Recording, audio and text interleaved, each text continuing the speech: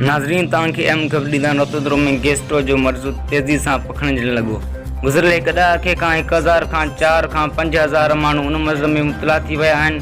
तालका अस्पताल जे trauma centre जी सुबुह वारी शिफ्ट में ड्यूटी कंदड़ डॉक्टर अयाज़ अली चांडियो ॿुधायो त सिर्फ़ मॉर्निंग जी शिफ्ट में हर रोज़ 200 खां वधीक गैस्ट्रो में मुब्तला मर्ज़ दाख़िल थियनि था, जॾहिं त मंझंदि ऐं राति जी शिफ्ट में बि सवें मरीज़ दाख़िल थियनि था।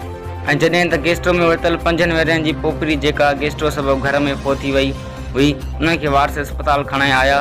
गैस्ट्रो में वरितल ॿारनि जी हालत तमामु ख़राबु रहे थी। असां वटि PHI तरफ़ां मेडिसन ऐं ॿियूं सहूलियतूं मुहैया थियल आहिनि, पर गैस्ट्रो जी उन सूरत हाल खे ॾिसी वधीक कोशिशूं वठण जी ज़रूरत आहे। उन हवाले सां डॉक्टर हिदायतूं जारी कयूं त अवाम गैस्ट्रो में वरितल मरीज़नि जी वधि खां वधि सफ़ाई जो ख़ासि ख्यालु रखनि ऐं उन सां गॾु उन्हनि खे ORS निमकोल पीआरनि जीअं उन्हनि जे जिस्म जो पाणी ज़ाया न थिए।